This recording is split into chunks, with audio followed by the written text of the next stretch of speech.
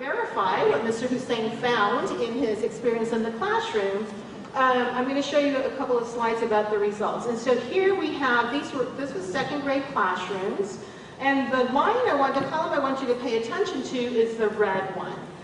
These were non-overlapping cohorts, and so what you have, the green line is the 2009 students, the kind of purplish blue line is the control classrooms, and then the red line are the children that received the early grade reading program. And so you can see here across all of the measures that the comparison students were doing about the same as they were doing in 2009. So if you don't change instruction, if you keep doing the same thing over and over, you get the same results.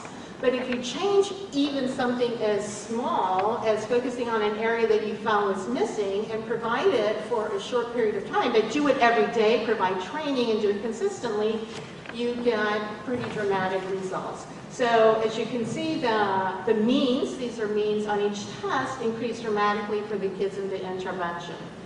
So the other thing that happened, again, we're paying attention to the red line, these were the children that got 0 scores. So they could not read one single word or a single letter when we did the test before. Again, you can see that the number of children that were able to read increased dramatically in the schools that got the intervention. Again, if you don't change what you do, you get basically the same results. And then finally, because we were interested to see not only were they able to read one more word, but are they meeting benchmarks, this last slide shows you the proportion of students who met benchmark on each of these assessments. And so letter name, as I said before, was something they were doing fairly well. They were still doing it well. But then if you get all the way to the passage reading, you can see again that the children in the intervention that were reading at least 45 words per minute, increased to, I think it's about 19%. And so the children so there's two things going on. We're decreasing the number of children that can do nothing, but also increasing the number of children that are reading well enough to reach benchmarks. And so we're basically moving the whole mean up across all the measures. And here was another great video, which I hope can you see if you can try to get this one? I don't know. It works on my sister, actually. No. Okay. So this is what this shows is the children, it's an interview, and it shows the children, the interviewer asks them, tell us, what Mr. Hussein did different in your class this year. And so they start talking about all the activities. They start talking about, well, we use the turtle, and we break words apart, we put them together, we use these letter cards, we put them together, and we make words, and then we read them. And so if you ever get a chance to see it, it's really very cute. But the exciting thing about that, and why I chose to show that, or would have showed you if I could, rather than the classroom, is because as you see the children, as you hear them talking about their learning, what you really see is the cognitive engagement, meta-linguistic awareness, metacognitive awareness about what they have learned. So it's not just doing the practice in the classroom, but they can actually talk about, these are the things we are learning. They're becoming aware of their own learning. And so, sort of to start wrapping it up, this quote I really like by Holmes, which is, a mind once stretched by a new idea never regains its original dimension. And I think it's really appropriate for this project because both in the teachers and in the children, what we saw is that they had gotten to a new place. The teachers had a new way to think about their teaching, about what to teach. The children had learned new ways to think about their own learning and to engage in learning. And so moving forward, neither the teachers or the students will ever be as they were before the project. And then finally, just to wrap it up, this project succeeded in doing two things. First and foremost, improving student outcomes, which was one of the goals, but also improving students' motivation. I guarantee if you've seen that little video, you would have seen how excited they were about talking about what they had learned. And the teachers improved their practice, but also, more importantly, they increased and improved their feelings of self-efficacy. Teachers like to know that they can do a good job, and when they feel they can do that, then they feel more confident about their job. Thank you.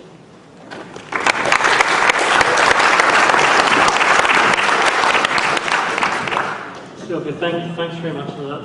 That was great. And I mean, for me, one of the things that comes across looking at those graphs, because what you were describing, it seems, at least the uninitiated like me, to be very scalable. Like it's the sort of thing that could be integrated into a national system.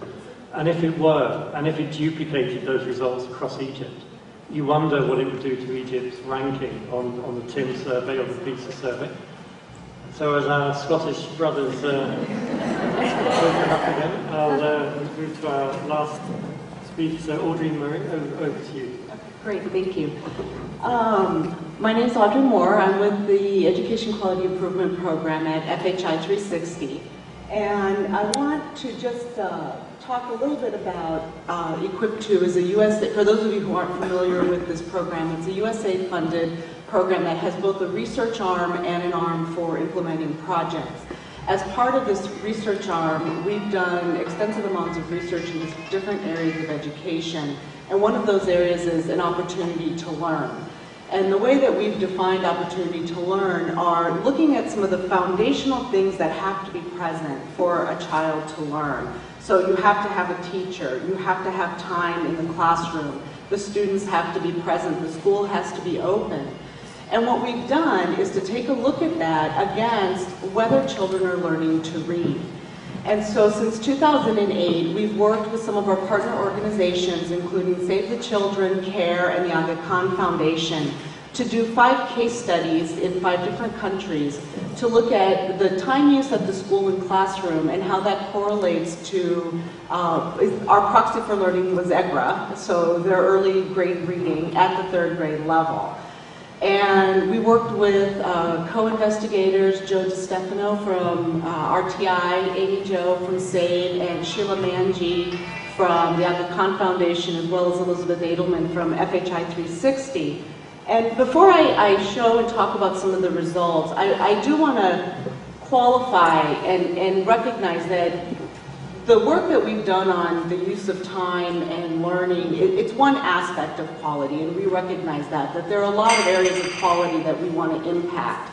But what we're really interested in is, we hear about all of the great interventions that everyone is doing, but in order to be able to really use and do those interventions effectively, you have to have time in classroom to be able to do that. So our study has really focused on that. I also, when I show the results, you'll see that they're listed by country, and I do want to point out that these are not representative samples of the country, but rather we worked with between 40 and 60 schools that were supported by our partner organizations in specific regions.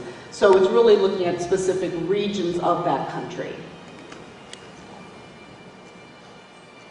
So I won't talk about every single country, but I'll go through one. What this graph represents is the loss of time that we've been able to document in these studies. So if you look at Guatemala, for example, there's 180 official days in their school year.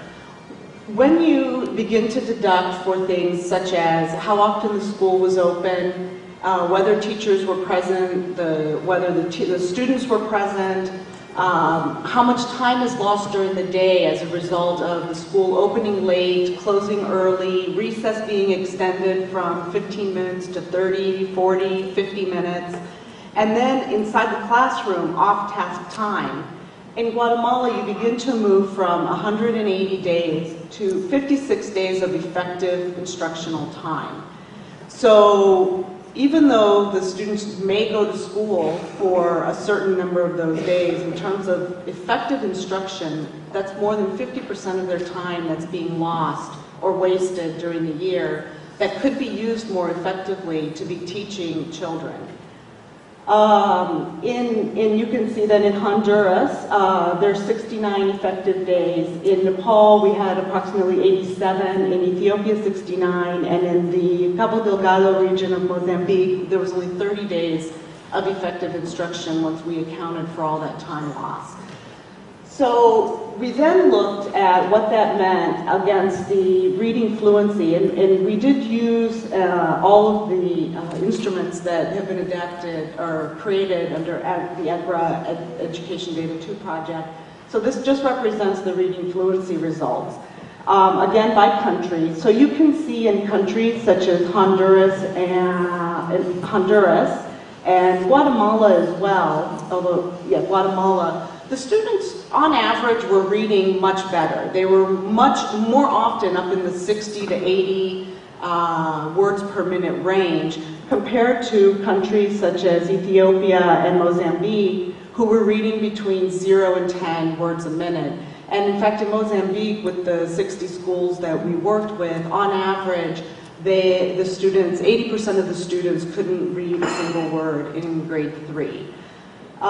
So the data that we collected, in the interest of time, I didn't include slides. The observation data that we collected to really look at time on task also collected a lot of information about the kinds of pedagogical activities and the kinds of things that were happening in the classroom. So in many of the countries, we documented how often the official language of instruction versus mother tongue instruction were being used. We looked at how often reading was actually being done, any kind of reading, whether it was reading instruction, reading out loud, reading in silence. And what we found is that in these sample schools, between 5 and 10% of whatever time on task they had was used to do any kind of reading. So you begin to see that not only are you losing time generally in the school, but then within that classroom time, there's not a lot of effective instruction happening that's focusing on reading and helping kids read. We also found in countries, and this was particularly true in Mozambique, when we did the oral vocabulary, many of the students didn't know the vocabulary in Portuguese. They couldn't understand the Portuguese even in grade 3. So, you know, what that raises for us as practitioners and folks that work in the field is this kind of information allows us to really begin to look at interventions that are more catered to the environment that we're working with. So, for example, in Mozambique, you might focus more on really the foundational areas of early learning, oral vocabulary, concepts about print. In Honduras, almost all of the students we tested scored really high on their concepts about print. So the issue then becomes improving their reading fluency. So it allows you to look at a diversity of interventions that will help improve their literacy. Very quickly, we also did some modeling, and what we did is to consolidate some of the data. And so this is a model, it's not representative of any particular country, but what we found is if you looked at the numbers at the top, so days of the schools were closed 12 days, teacher attendance at 86%, and so on, you find that 34% of students will read at 40 words a minute when you have 49 effective days of instruction. When you do just add a couple of days extra that the school is open, increase your teacher attendance rate to 92%, hold your attendance rate steady, decrease your time loss during the day to 15 minutes, and then focus kids on tasks slightly more time, the number of students that can read above 40 words a minute jumps up to 54%. And, you know, this is a model, but that's without doing any kind of real intervention that could then increase the reading fluency that much more. So, you know, we begin to see that the general environment within the school also impacts, and we really should be thinking about how to incorporate that as we're focusing as well on interventions that help kids read more fluently. Thanks.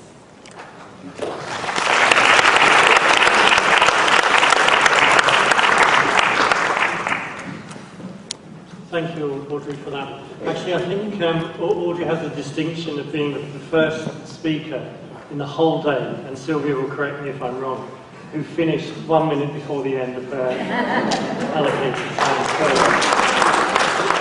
And I think also a really fascinating presentation, so huge thanks for that. So there's an awful lot of, I think, very rich material that's been presented, and people might want to ask, either about some of the general propositions that have been raised or about specific studies that have been outlined.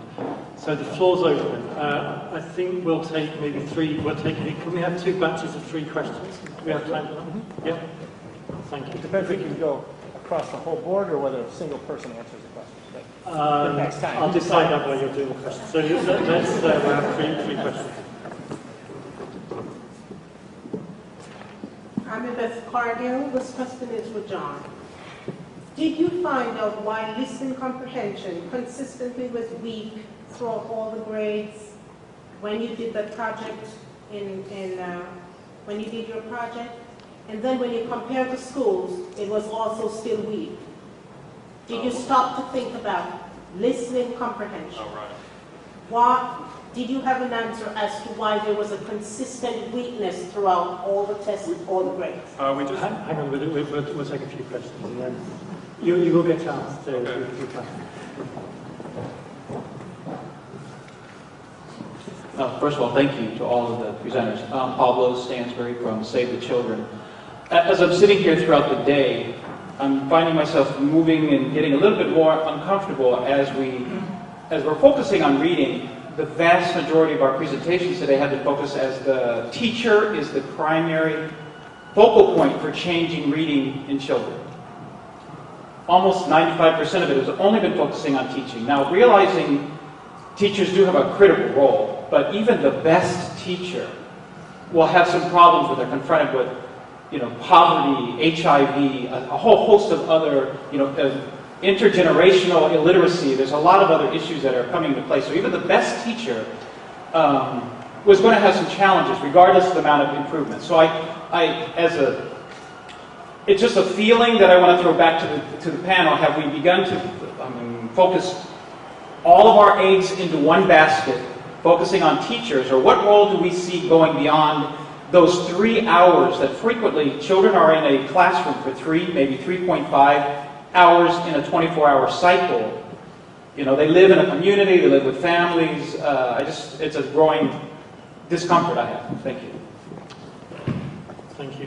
One more question.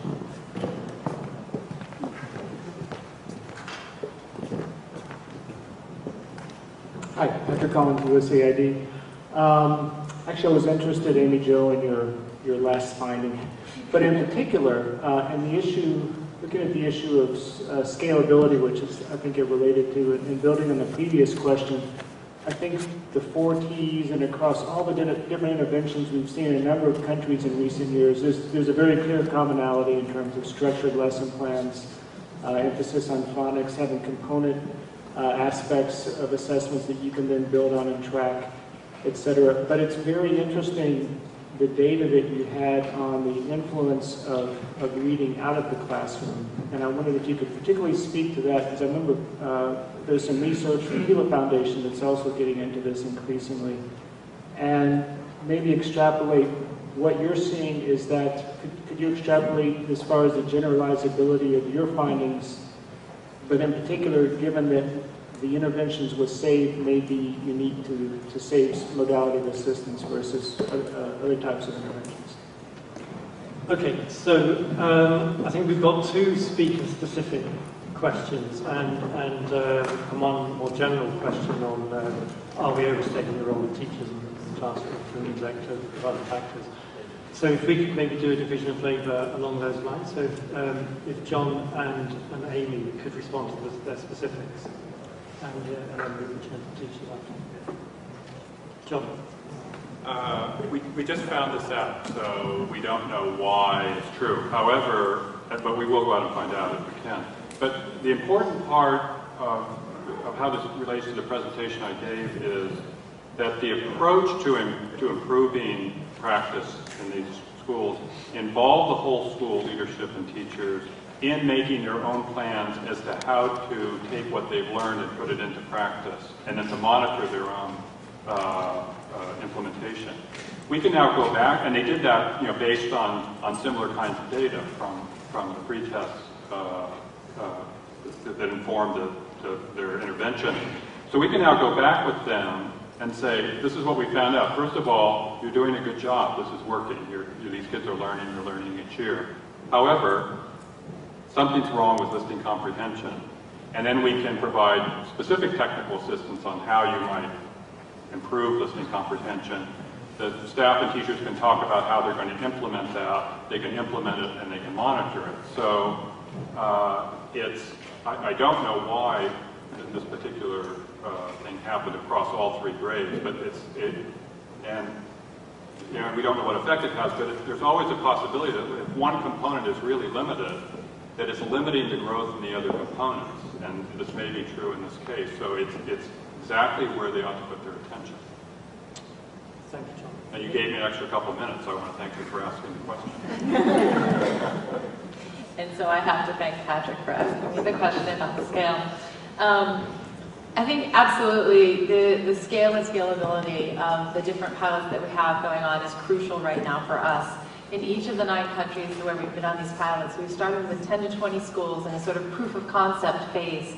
And now we're looking at how can we get bigger, really depending on what partnerships and what funding opportunities are available. So they range between additional partnerships, additional sponsorship sites with another 15 or 20 schools, up to Pakistan 400 schools now. Boom. Scalability with our model is built into the teacher training, the content. It's a question of figuring out the implementation modalities, as well as the assessment. That doesn't have to be redone or done differently. It's a question of how you're going to implement it larger. The biggest challenge for us, I think, as you point out, is the community action side at scale. But given what we're seeing about equity, we think it's really key to keep working on together in partnership with you, with local NGOs, international NGOs, local publishers, library systems, daily journals. We're starting to explore all kinds of networks that look at getting book banks into communities to fill them, keep them current, and keep them relevant. Beyond that, I don't have another answer, but I think it's crucial, given that we're seeing when you get reading and reading materials into the lives of the poorest, into the lives of the girls, into the lives of those that have a low literacy environment in their own homes, it's obvious we're having a big impact on equity. So if you're going to improve phonics, and yet only children who are going to benefit are the ones that already have all that benefit in the home coming out of their ECD environment, you're still sort of stuck. So I think it's crucial to look at scale and equity together in this way. Thank you. And if I could ask Sylvia and Audrey to address the question that Pablo raised, which I think has been an undercurrent in other questions as well. And at the heart of it, I guess, is a concern that we're overstating what the significance of what goes on in the classroom and understating what comes before and what goes on beyond the classroom. And it's a very good point. And just to add, this project, I did focus only on the teacher and only would have it in schools, but it did have summer camp components and other community components that went on alongside of it that had a lot of impact. I think for some of the reasons that Amy just stated, any time the children have more opportunity to practice, more access to interact with print outside of the classroom, the better they will become. One of the results of having these community camps, for example, were that some of the mothers that were illiterate were coming with their daughters and were benefiting and becoming literate themselves. And so anytime you start to raise the literacy level within the school and then expand it to the broader community, you are impacting, the whole community. So I think it's definitely something that, should continue to be explored and finding ways to make that accessible, whether it's through these summer camp programs or, just having more print available in the community. I think those are worthwhile efforts as well. Thank you. In our case, the organizations that we've been working in partnership with tended to be really interested in the community aspects, primarily because it does often take a community to help or contribute to improving the school kind of focus on how they use time, making sure the teachers there, these are roles that PTAs or SMCs can play. We also collected data from the students about how often they read materials outside of the school, how often they read at home. This was, I think, particularly relevant in Mozambique, where Aga Khan was very interested in their community component in working with parents to be reading with their kids outside, or for the kids to be reading with the parents outside of school. So The focus was less on the teacher and the research work that we were doing and much more about the sort of comprehensive environment that does create a literate environment. And in Guatemala, we worked in 3 regions, Neba, Quiche, and Huehuetenango, and found that in the regions where we actually had data on their access to print materials, any kind of print materials, and the students in Quiche tended to have more access and were reading much better than in the other regions. So there is a connection. Thank you very much. Do we have time for another round of questions? Excellent. So we'll take another 3 questions. I'd like to make a comment. I think it would be a wonderful contribution if, and I'm sure maybe there has been research that's focused on community action in terms of improving reading, the role of libraries, the role of camps, etc. I know that in the U.S., often when you ask for evaluation of summer reading programs for libraries, the argument being given is that it's very hard to isolate it in terms of the variables. So it would be great if research could be focused on this, because it addresses the time issue. Thank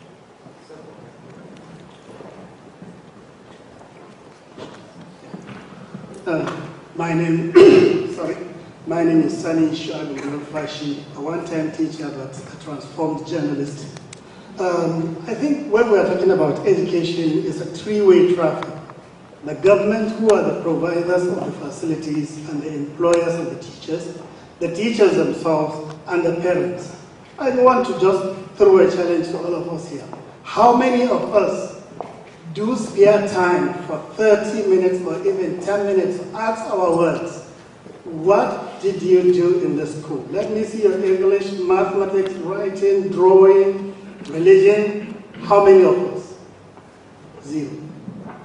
But we can buy them the Nintendo, TV, games, and socket, or we go to shopping malls, we bring it to them.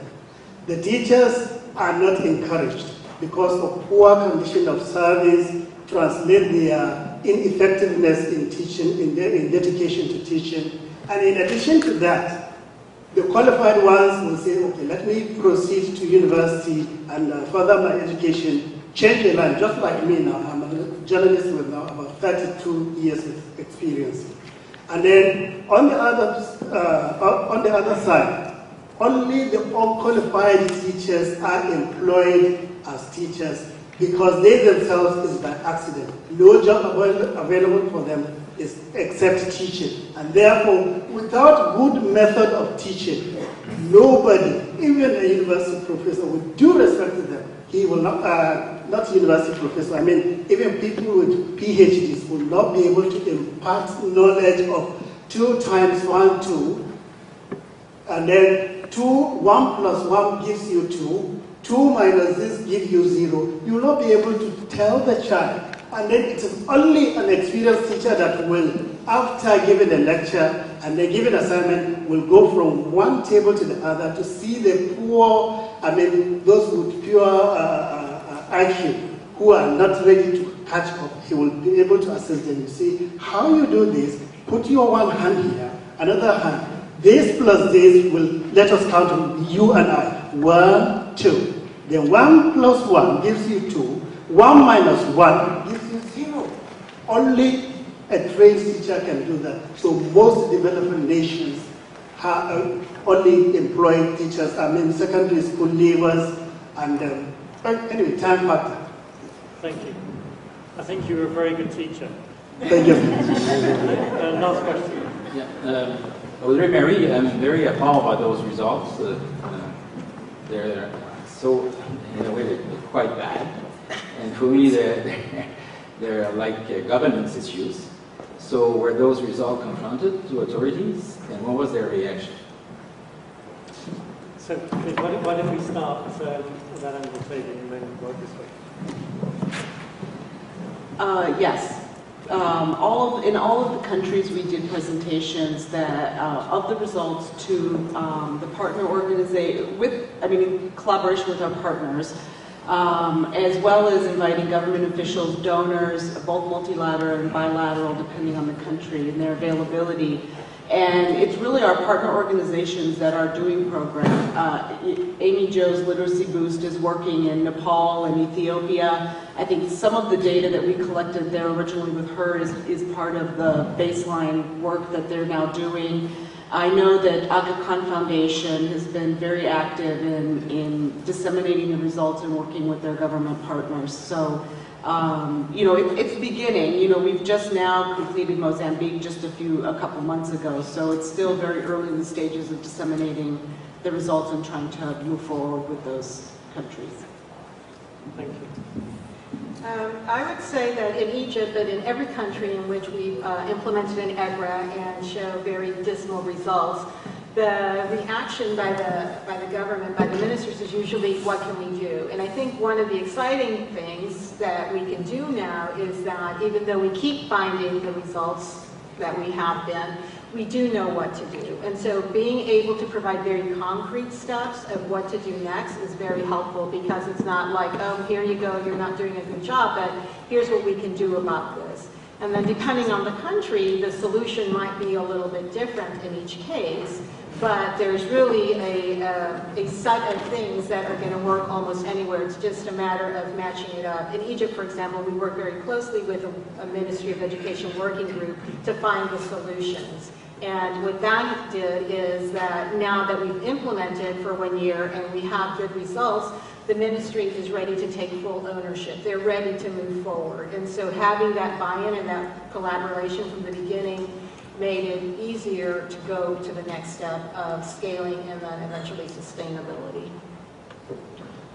I'm going to answer a different question. I'd like to talk about this issue of kind of the limitations of the teacher and the classroom. It would be great if all the kids who were coming into these schools had parents whose literacy skills were sufficient that they could help them prepare. There are some adult literacy programs that address the lack of skill on the part of parents and address it in the context of helping those parents learn how to prepare and support their children once they're in school. That's one approach. Plus, for those of you who have never visited the National Institute of Literacy website, you should go there. They have these great materials for parents. For if you have a preschool child, if you have a child in the early grade, if you have an older child, on how to support them.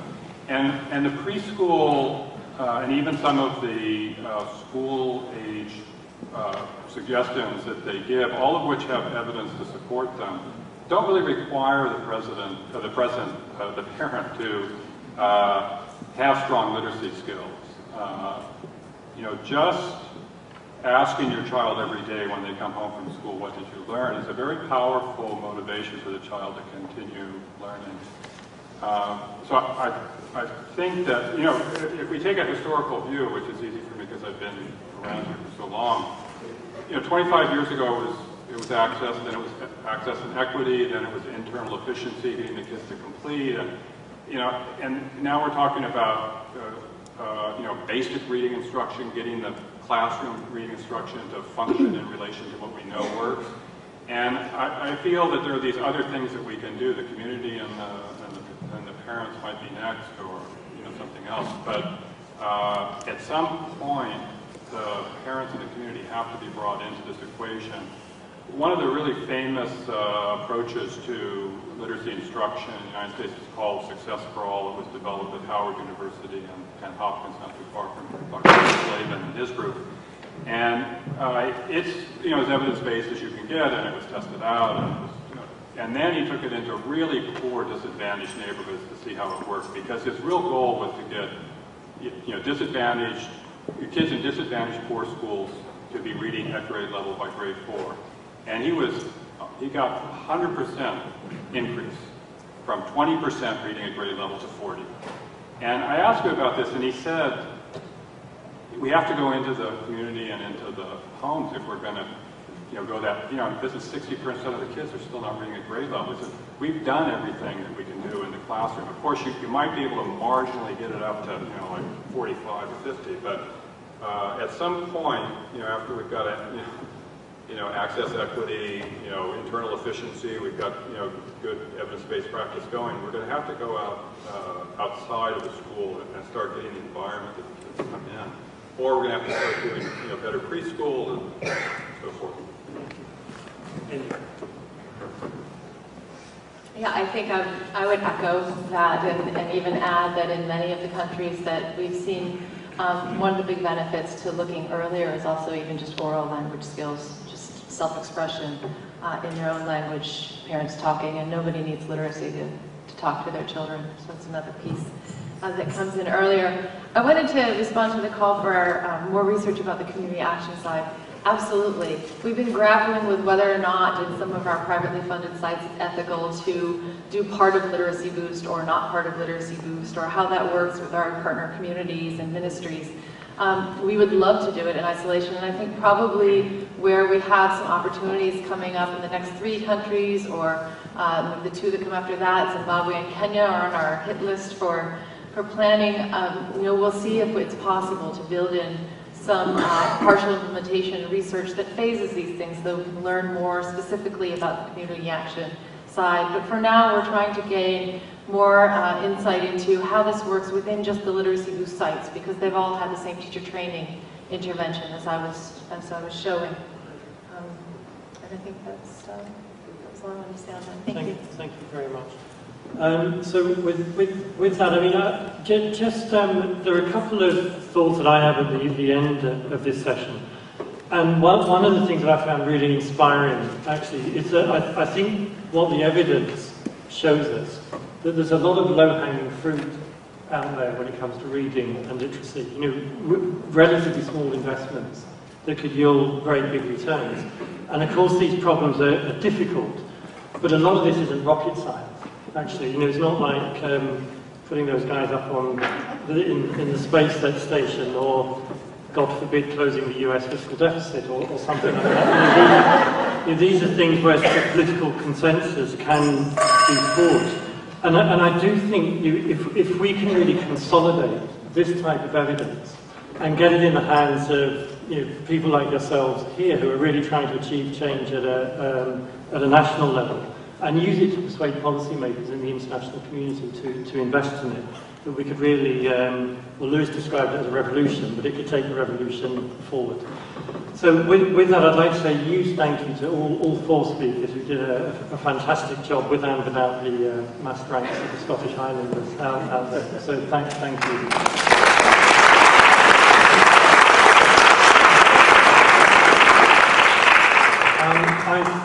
I believe, if I'm not mistaken, we're going straight into the final session now, which Bob Pratt is going to come to the table and do a summing up for us. Actually, just to introduce Bob really briefly, I think a lot of you know him in his capacity as head of the Fast Track Initiative Secretariat. And in that role, Bob has really played a leadership role within the Education for All community. There's one thing about Bob that you may not know, which I'll mention, that I know from private discussions with him, that he worked for many years in Eastern Democratic Republic of Congo with small church-based non-government organizations who were building schools, really one of the most desperately conflict-affected and most deprived parts of the world. And I think he's really brought that commitment with him into the Fast Track Initiative. So we're very lucky to have him with us. He's got a tough job, actually, of trying to summarize and wrap up today's meeting. So rather you than me. Thank you very much, Kevin. And because it's a tough job, I won't try to do it completely. I want to start off by just saying that it's been refreshing in a time when the news cycles are dominated by talk of Iran, Iraq, and lately Irene, to have a whole day that we can go to I read. And my hope is in the future that there'll be a lot more about I read than all these other things that are going on. Because, you know, in reality, I really do believe that what we're dealing here is transformational. This is stuff that's going to change those headlines in the world in a very positive way. I think we tend to be pretty humble in the education sector, and I think that we sometimes are guilty of perhaps understating or undervaluing the challenges at hand. But if we pull off what we're talking about pulling off here, and I say we in a very inclusive sense, it's largely the countries themselves that will pull this off. But if we do this, and I firmly believe that we will, this is going to make the world that we bequeath to our children a very different and a much better world. So I hope we get some sense of the enormity of what we're trying to do here. When I look at the numbers, USAID, for instance, a firm commitment to helping 100 million children to read over the next few years. That's an astonishingly public and transparent commitment. When Luis said earlier that he is ready to gamble the rest of his professional career on making this happen. And this is what makes me to be proud of working in this sector, because I feel like, you know, we're on to something here, and it's exciting times just ahead. I want to just say a few words about the lessons of the day. I'm not going to try to sum up entirely because, first of all, I didn't attend all of the sessions. Unfortunately, I came partway through. I have scurried around to get a little bit of information on the things I missed, and I do want to touch on a couple of things that I think are emerging points of consensus. I've only got 5 minutes to do this. I don't know if Sylvia's going to start waving fingers at me in a moment. So I'll go quickly with that. But I do also want to end up with at least one thing that I'm still unhappy about from what I hear today that I think we need to do better on and rethink. Maybe 2 or 3 things. First of all, there's, I think, consensus in ways that we didn't have a couple of years ago around some simple fundamental truths. Kids should learn to read in a language they understand. That seems pretty basic. We weren't there a few years ago, and we're not there in all parts of the world yet, but we're getting there. On assessment, I think a lot of discussion here, a lot of improvement, I think, in terms of where we are on assessment. We have a lot more information. Still a lot of gaps. And I didn't hear all these sessions. I'm not sure how much was said about the use of assessment for improving classroom instruction. I think that's an important one. Time on task. I took part in studies of 4 countries a number of years ago in time on task as well. And we found similar results.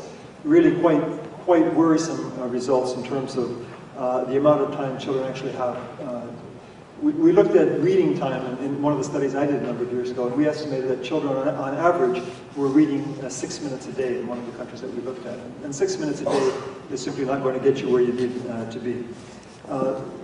Some discussion earlier in the day on the question of standards. I think this is an important one. It's one we wrestle with at the Fast Track Initiative, soon to be Global Partnership for Education. I think it is important. We have to think this thing through carefully. I think it is important to have global standards where we're expecting children to be able to perform consistently at a high level. I think that the tyranny of low expectations explains in part why we haven't seen more progress on the quality of education. But there's a challenge here. It's one that's going to require a delicate balance between countries defining their programs, owning their programs, and taking them forward, and still having some sense of what is possible and what is being done elsewhere. Discussion, research, and evaluation. Personally, I think that there's some significant gaps that remain in our understanding of issues. One that came up today towards the end of discussions I was hearing has to do with the out of school, the beyond school context. What is the environment beyond school? We supported a study a couple of years ago that looked at children's exposure to print. And we found in one part of rural Africa, children after 3 years of schooling had only seen a couple of thousand words of print. Whereas children in the US, for instance, will see that every single day of their lives. So children with perhaps 1/1000th, at least at best, of the exposure to print as children in other environments. So it's not surprising that the classroom teacher struggles to make up that gap. The question of community involvement, I think, is critical. These issues are not de-linked to the question of language of instruction.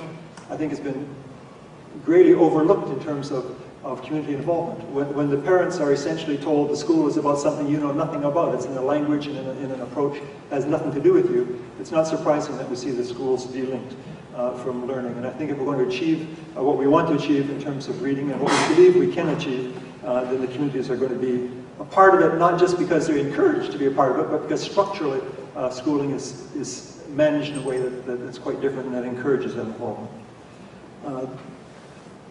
I want to say just a little something here. There are more things you could say. I thought there's some wonderful points about reading for fun, for instance. Coming from a background of development institutions where reading is, and learning in general, or education is talked about in terms of